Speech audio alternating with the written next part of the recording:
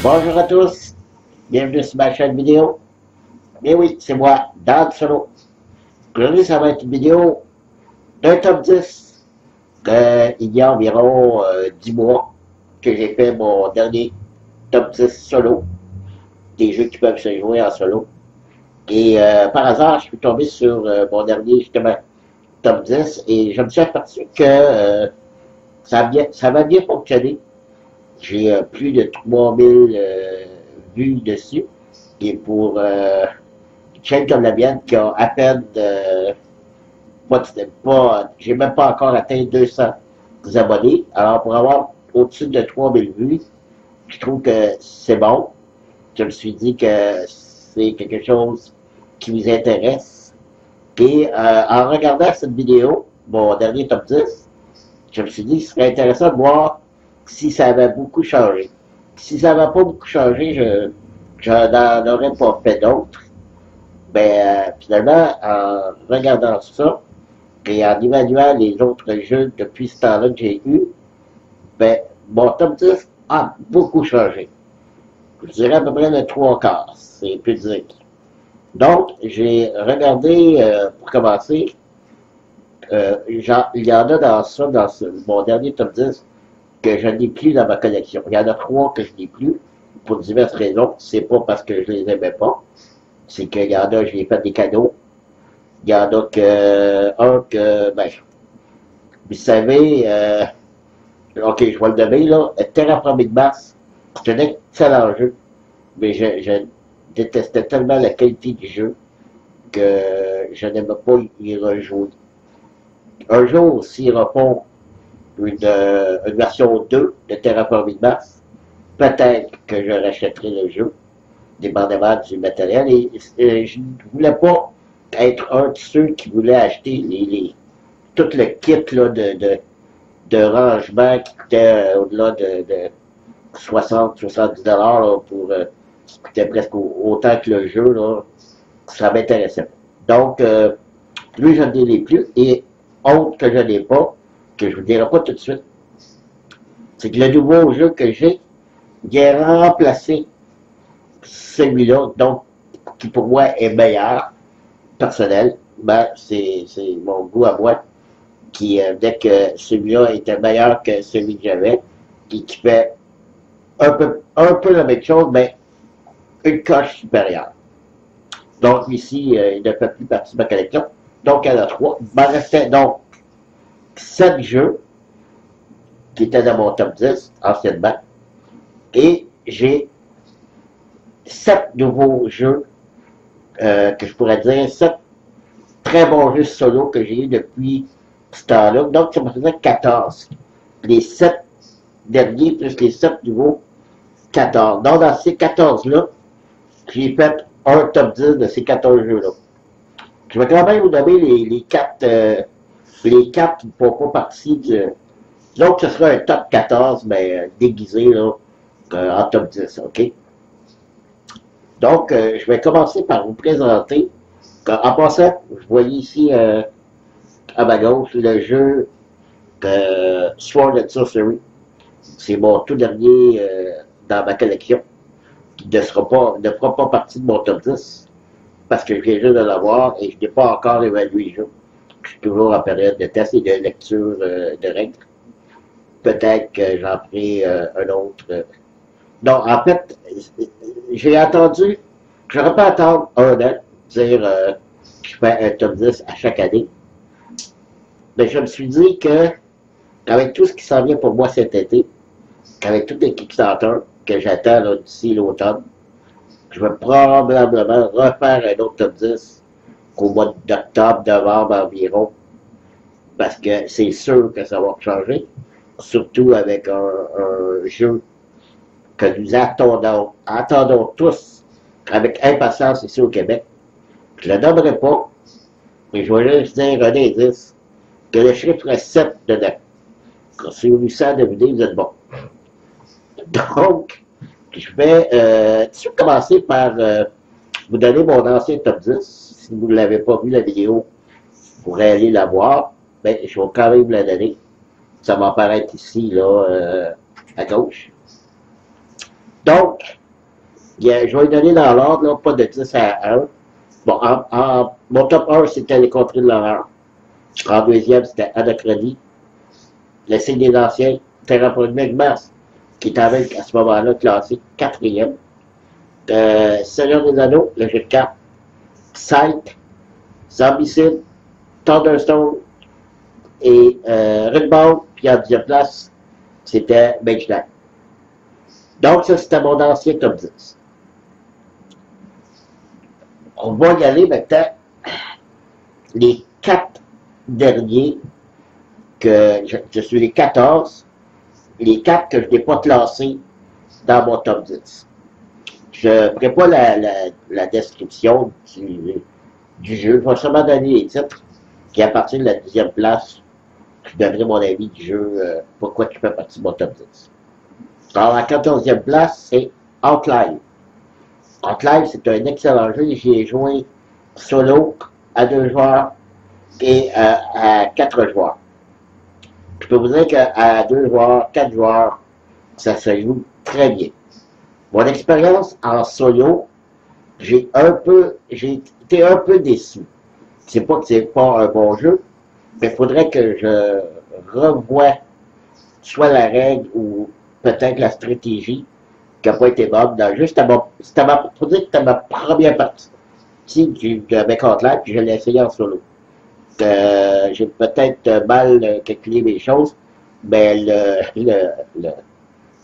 AI, l'intelligence artificielle du jeu, est, selon moi, un peu trop forte par rapport à ce que nous, on peut faire. Mais je suppose que je le teste, mais il se retrouve quand même en 14e place parce que c'est un excellent jeu.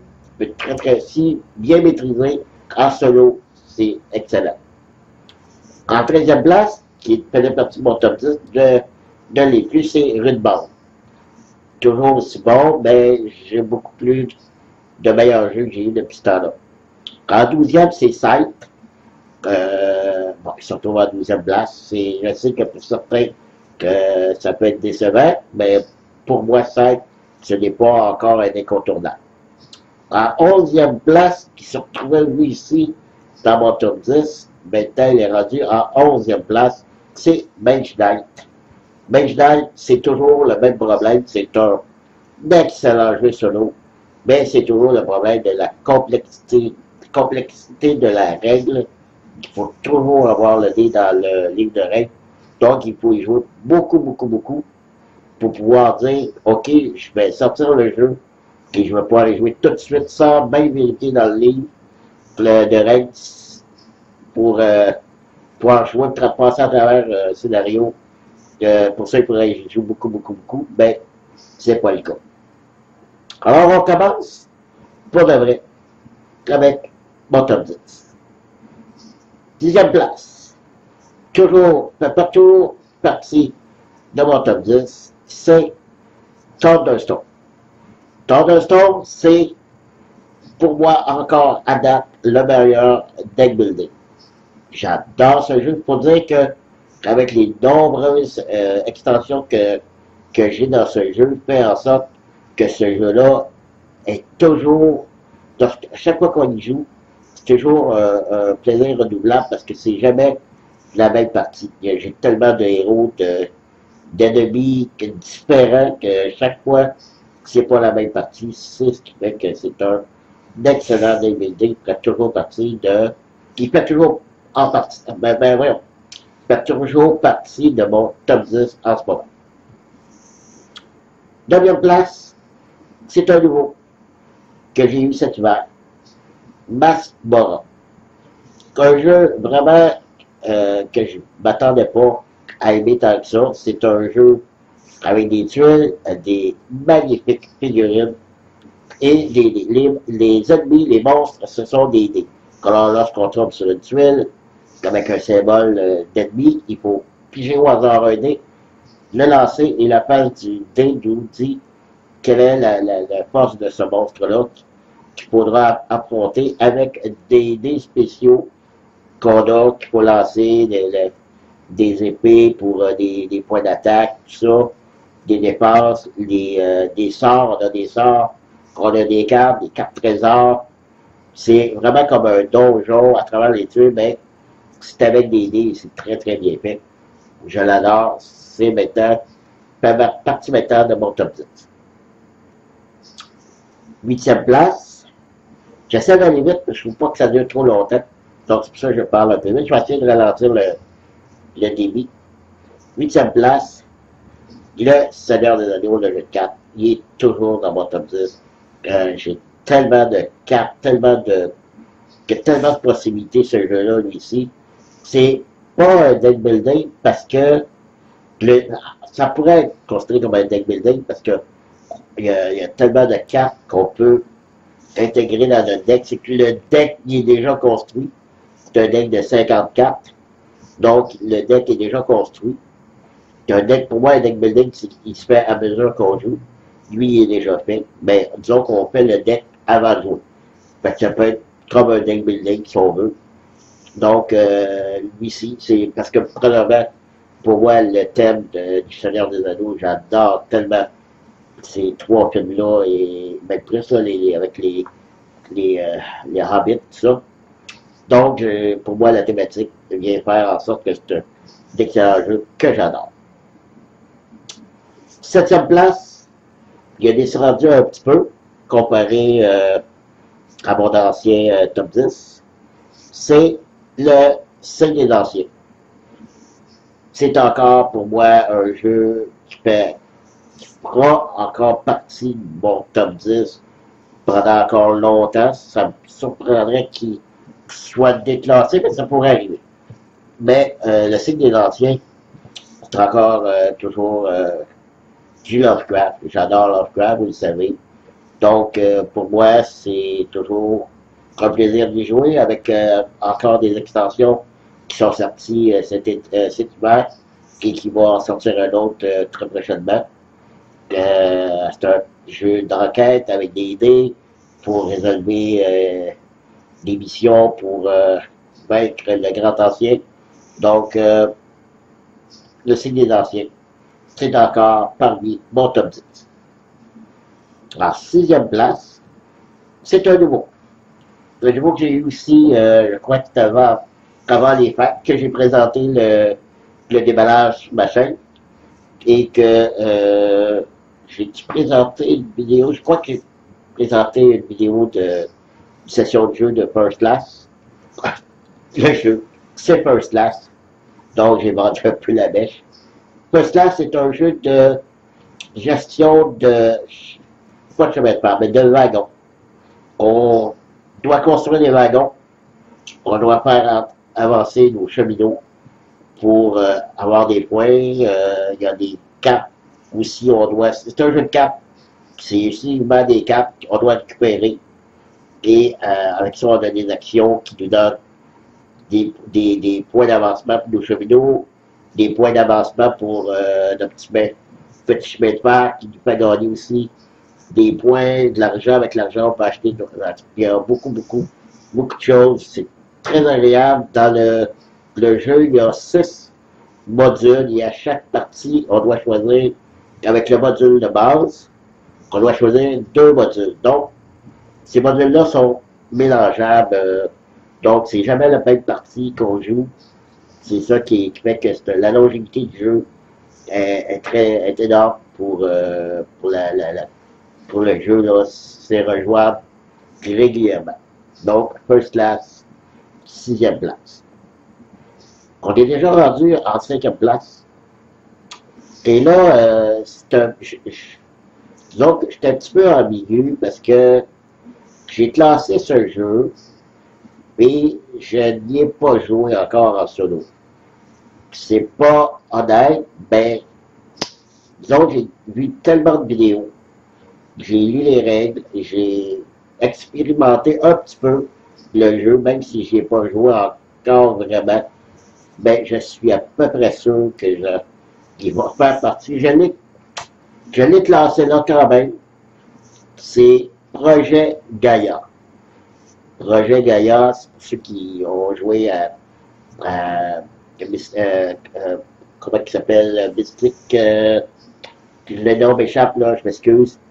Mais c'est la suite de ce jeu-là sur récemment le jeu lequel je veux parler. Projet Gaïa, c'est plus futuriste. Là, pourquoi je l'ai classé, même s'il n'est pas vraiment joué, c'est à cause de l'AI, c'est fait par Automa Factory, sur le même qui ont fait l'automa de Cypher.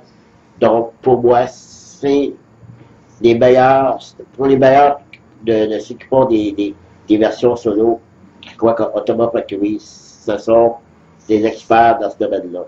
Puis, Projet Gaïa, avec ce paquet de cartes intelligence artificielle, je trouve qu'il est très bien fait.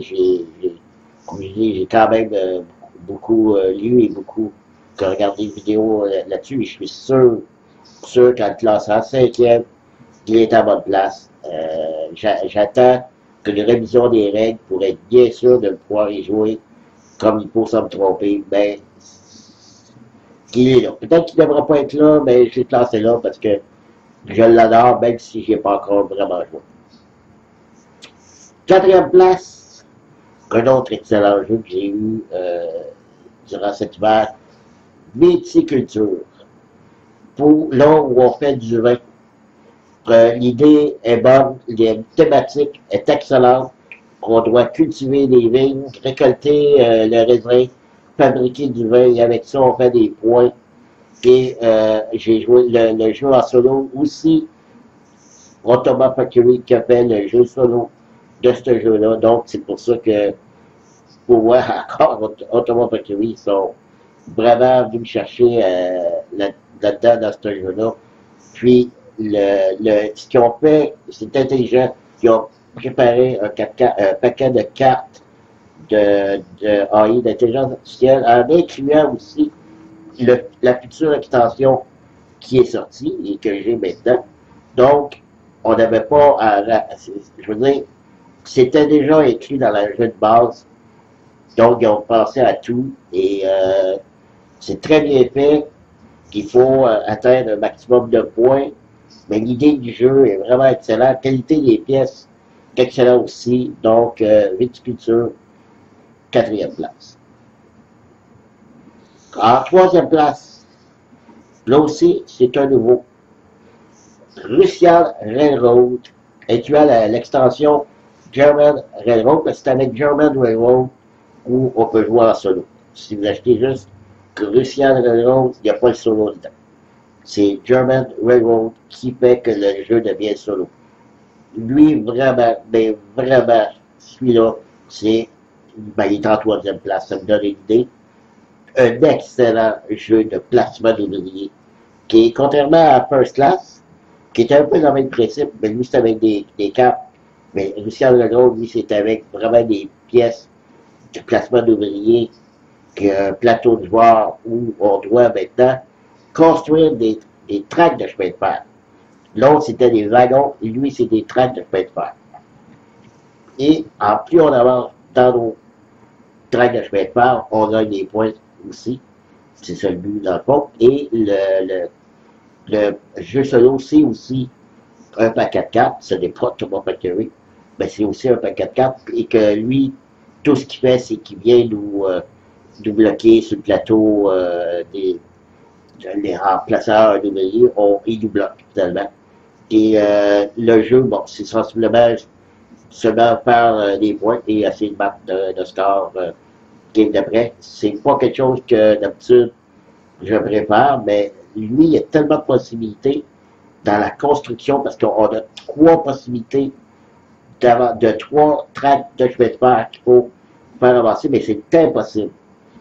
Une traque de chemin de fer, on peut avancer 2, peut-être un peu la moitié les 2, mais 3, oubliez ça, c'est impossible. Donc, votre stratégie doit déjà être établie avant de jouer, commencer à jouer, pour dire, bon, ok, sur quel track je vais essayer de m'avancer, selon ce que l'intelligence artificielle va nous bloquer, peut-être que notre stratégie va changer en cours de partie.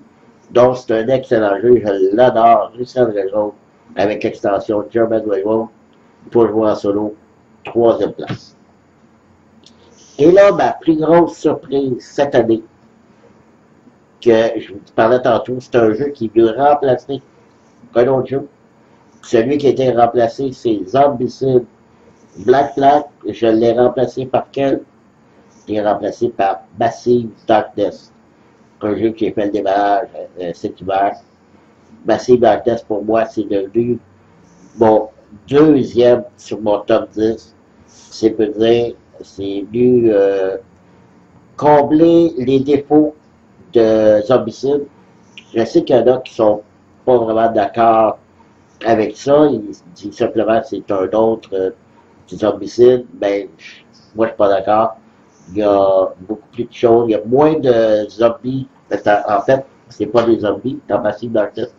Mais il y a moins de monstres qui vont apparaître sur le jeu. Il n'y aura pas 50 figurines de monstres sur le jeu. Il va y en avoir 3, 6, 3 maximum. Et la stratégie est différente parce qu'il faut jouer avec certaines pièces qui sont de l'ombre et de la lumière. Si on est caché dans l'ombre, on peut ne pas être vu par les ennemis. Il faut jouer avec cette stratégie-là dans le jeu. Il y a beaucoup de ce qu'on appelle en anglais du loot, des trésors qu'on peut trouver. Et il y en a beaucoup, là, je vous dis. Là. Donc, ça améliore toujours notre équipement, soit en armes, en bouclier, etc., etc. Donc, deuxième place, Massive Darkness, qui est sorti en version française cet hiver, c'est mon deuxième dans mon top 10. Eh bien, selon vous, quel est mon top 1? Encore, parce que si vous vous souvenez, tout mon ancien top 10, qu'il était mon top 1, c'est encore le même. L'incontré de Laurent, pour moi, encore, il est toujours premier. Il n'a pas été délogé. Il pourrait peut-être l'être cet été, avec qui s'en vient. Hein? Vous savez, tantôt, j'ai donné un indice sur le chiffre 7. Sait-on jamais, peut-être qu'ils vont venir se glisser en avant des contrées de Laurent, mais pour l'instant, les contrées de Laurent encore. Sa place, pour moi, dans mon cœur, en première place, vous ne décrirez pas c'est quoi le jeu, je pense que vous le savez. J'en parle tellement souvent dans la vidéo, j'ai fait à peu près, ben pas à peu près, j'ai fait tous les démarrages, les extensions. Donc, vous savez que c'est mon jeu préféré. Et pour l'instant, il le reste encore et encore. Alors voilà, c'était mon top 10 des jeux solo, qui peuvent se jouer en solo. Et surveillez au courant de l'été, je vais sûrement faire, c'est sûr, je vais faire plus partie de, je vais vous montrer Massive Darkness. Pour moi, c'est ma grosse surprise de cet hiver, comme je vous l'ai dit. Sword and Sorcery aussi. Ça va être un peu plus long parce que j'ai beaucoup de choses à apprendre. C'est, comme j'ai dit dans ma vidéo de malheur, c'est un jeu exclusivement en anglais, mais les instructions ont été faites en français, puis certaines choses qui ont été traduites en français, et il y a d'autres choses qu'il faut que je demande à un ami de m'aider à traduire, mais peut-être courant de l'été, je pourrais peut-être lui faire une démonstration. Je verrai, et j'en ai plein d'autres qu'il faut que des demandes que j'ai pour vous montrer aussi. Donc, ça va être un été chargé. Ben, on va essayer de faire mon possible pour vous en montrer le plus possible. Alors voilà, c'était mon top 10 2018, qui, comme je vous ai dit, je vais sûrement se revoir cet automne, octobre d'avant, pour peut-être vous présenter un autre top 10 selon ce que j'aurais eu cet été comme Kickstarter que j'attends. Je vais voir si ça a changé beaucoup mon top 10 en ce moment. Et s'il y a eu des changements beaucoup, j'en ferai un autre top 10 cet automne. Alors, merci de m'avoir suivi, de m'avoir regardé jusqu'à la fin. Et je vous dis à la prochaine. Bye bye.